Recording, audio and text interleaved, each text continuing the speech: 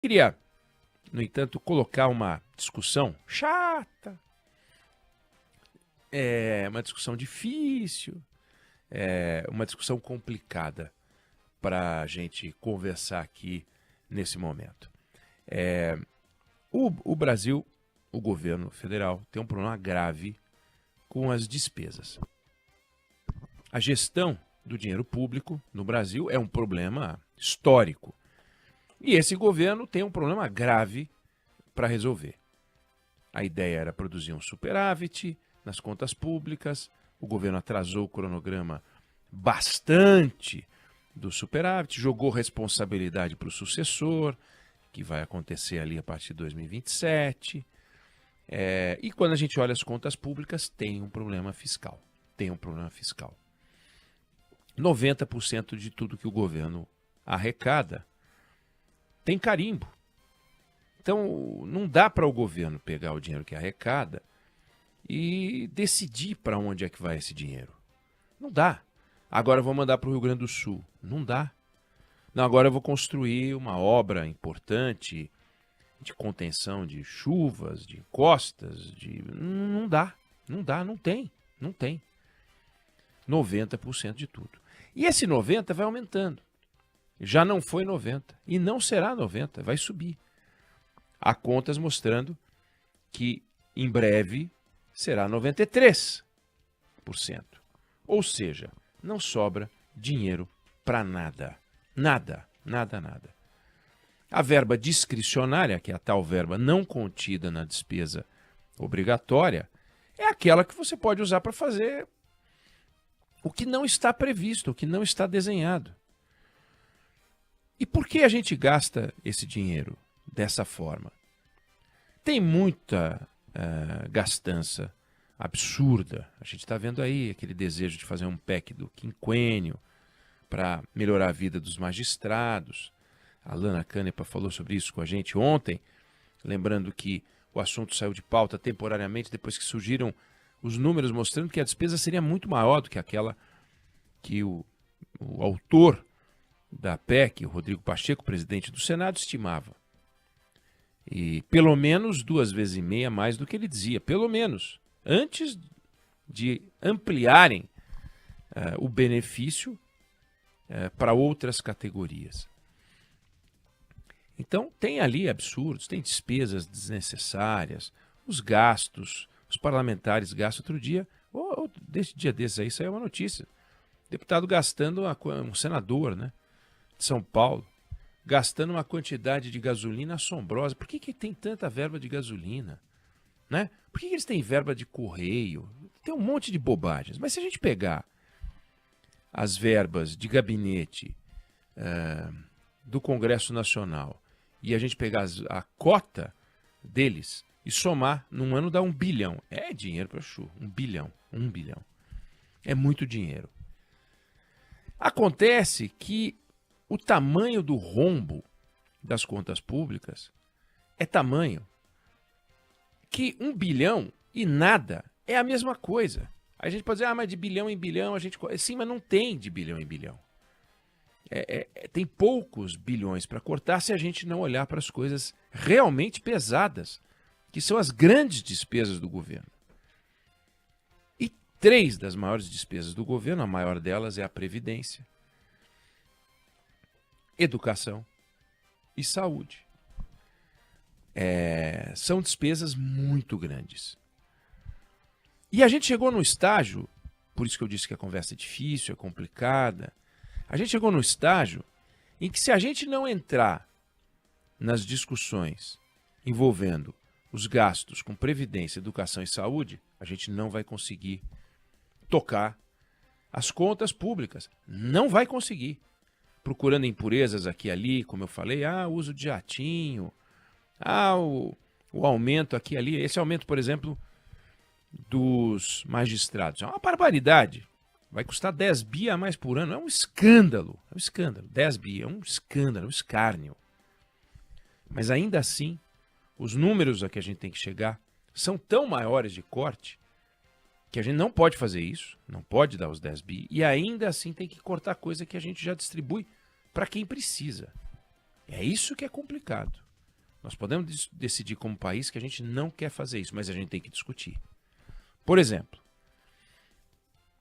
a aposentadoria rural, hoje, ela oferece um benefício que é uma redução de tempo na comparação com a aposentadoria urbana.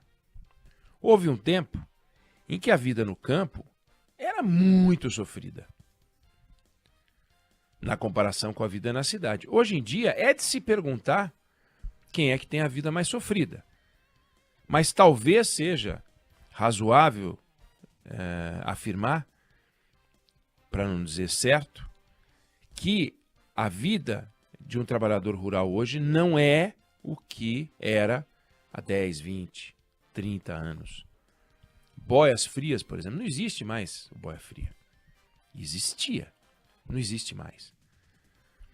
Quando a gente pega os números na aposentadoria, na Previdência Pública, e separa a aposentadoria urbana e rural, a gente vê uma diferença grande. Os aposentados no campo podem trabalhar menos, muito menos, do que os aposentados na cidade. E também não precisam comprovar o tempo de trabalho da forma como os aposentados da cidade. Então tem uma diferença. São todos aposentados, mas tem o do campo e tem o da cidade. E a aposentadoria rural, ela aporta no sistema, por meio de contribuição, muito menos do que ela gasta. E o déficit que produz a aposentadoria rural é da ordem de 120 bilhões de reais por ano. Então, a gente está falando que é 12 vezes mais o aumento dos magistrados, 120 vezes mais as despesas dos gabinetes dos deputados e Senado, dos gabinetes dos deputados. É aqui que tem o problema, porque os números dos nossos superávites dos nossos déficits são deste tamanho, são colossais. Aí existe uma vinculação de gastos na área de educação e saúde. A Constituição de 1988 definiu que 18% da receita do governo federal e 25% das receitas de estados e municípios devem ir para a educação. A educação tem que receber dinheiro, e muito dinheiro. O Brasil tem uma dívida com a sociedade no campo da educação. Basta comparar o desempenho do Brasil no PISA, que é aquela prova internacional, em que você vê o Brasil lá embaixo, em matemática, compreensão de texto. É uma tragédia nacional. Então tem que investir. Agora, você pode fazer um bom investimento por um valor mais baixo e um péssimo investimento por um valor mais alto se você não tiver sistemas de controle. E os sistemas de controle no Brasil são pífios. Eles são muito bons, ou melhor, estão muito melhores para controlar se a obra da escola deveria custar X ou 1,5 vezes X. Nisso eles são eficientes. E o Tribunal de Contas da União e os tribunais de contas vão lá e olham e mandam devolver o dinheiro e abrem um processo, tudo bem. Mas qualidade de ensino é uma coisa que a gente não mede com aplicação e eficiência. Não mede, simplesmente não mede. É muito fraco o nosso sistema de aferição. Como é que você pode hoje comparar o desempenho dos alunos de estados diferentes? E como é que você pode comparar o desempenho dos professores que dão aula para esses alunos? Então, hoje, a gente tem um sistema vinculado de despesa na educação à receita. Agora, quando você coloca uma porcentagem da sua receita para usar, por exemplo, na educação ou na saúde, quando sobe a receita, você contrata pessoal, você constrói escola, você começa a fazer despesas. Compreensível, tem mais dinheiro. Só que quando a receita cai, você não pode demitir o professor nem vender a escola. Então, acaba que você vai acumulando despesas na fartura e depois elas ficam quando o dinheiro desaparece, quando o dinheiro cai, quando você tem um processo recessivo, aí grita. Então, seria muito mais razoável estabelecer um valor que deveria ser corrigido por algum outro critério, mas não com base na receita, e sim com base na necessidade de gasto. Quer dizer, digamos que eu fosse comprar carne para minha casa e vinculasse a despesa de carne de acordo com o meu salário. Os moradores da minha casa precisam comer uma certa quantidade de proteína. Mas digamos que eu tivesse um aumento de salário de 50%, eles não precisariam comer 50% a mais de proteína. E digamos que eu tivesse uma redução salarial de 50%, não seria suficiente metade da quantidade de proteína. Porque não há uma relação entre renda e consumo de proteína, necessidade de consumo de proteína, ainda que a renda defina quanto de proteína uma pessoa pode comer. Se ela tem uma renda muito baixa, vai comer pouca proteína. Se ela tiver uma renda maior, pode comer mais proteína. Mas se ela ganhar o dobro, o triplo, 10 vezes mais, não vai comer 10 vezes mais proteína. E, no entanto, no campo do ensino, se o governo for muito eficiente na arrecadação, tem que gastar mais com educação. Sem nenhuma lógica pedagógica por trás disso. É só me dar que esse dinheiro é meu. Gastos com saúde, mesma coisa. No caso dos gastos previdenciários, eu falei da aposentadoria rural, mas nós temos uma vinculação entre a aposentadoria, o salário mínimo da aposentadoria, e o ganho real sobre o salário mínimo, que é um salário feito para que as pessoas tenham trabalho. Na medida em que você vincula um ao outro, o aumento do salário mínimo vai sempre ser contido, porque carrega junto 36 milhões de pessoas beneficiárias da aposentadoria.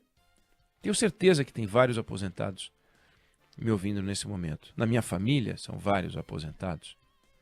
Todo mundo sabe que a aposentadoria no Brasil é muito baixa. E todo mundo sabe que a grande maioria das pessoas ganha um salário mínimo. E que a certeza de que não há menos do que um salário mínimo é o sistema de vinculação que a gente tem. Agora, o sistema de vinculação que a gente tem segura o aumento do salário mínimo, segura a capacidade de compra da sociedade e, mais uma vez, reforça a ideia de vinculação. A gente tem uma vinculação de gastos na Previdência, a gente tem uma vinculação de gastos na saúde, a gente tem uma vinculação de gastos na educação. E estas despesas todas são pesadas demais. A Previdência Social brasileira, ela custará este ano 929 bilhões de reais, no ano que vem 980, e em 2026, último ano da atual gestão, 1 trilhão e 39 bi. Para que no primeiro ano do próximo governo a gente bata a casa de 1 trilhão e 100 bilhões de reais de despesa com a Previdência. Dá para fazer economia brutal, por exemplo, como eu disse, com a aposentadoria rural. E dá para fazer uma economia brutal com a desvinculação do salário mínimo para o menor pagamento, menor benefício previdenciário. Nós queremos fazer isso? Sim ou não? O Ministério do Planejamento estava discutindo isso. Mas o governo entende que essa medida é impopular. E essa medida é impopular. Resta saber se ela é correta, se ela é necessária, se ela não é necessária. Agora, em algum momento, a máquina vai parar, a máquina vai travar. Então, não vamos mexer com a aposentadoria. Ok, mas a gente discutiu esse assunto e tomou essa decisão como país. Nós não vamos mexer na vinculação do ensino. Tudo bem, tomamos essa decisão, enfrentamos o tema e tomamos uma decisão como país. Saúde também não quero mexer. Mas nós temos que discutir. Nós temos que discutir. Para olhar para esses números e falar, tá muito pesado, a gente gasta demais, assim não vai dar, daqui a pouco não vai ter dinheiro para pagar servidor, não vai ter dinheiro para pagar também os aposentados. Quando a gente pega os números, eles mostram o seguinte, você tinha, em 2010, 30 idosos para cada 100 crianças de até 14 anos. Hoje são 55 idosos para cada 100 crianças. E, em 2030, vai ter mais gente com 60 anos do que criança. 2030, nós estamos em 24. Faltam 6 anos, daqui 6 anos essa conta vira. Como é que a gente vai bancar a conta? Nós precisamos nos debruçar sobre isso, não há a menor dúvida. Eu não sei se você concorda, eu não sei se você discorda, eu digo que não tem a menor dúvida para mim, mas essa é a opinião que eu tenho sobre o assunto.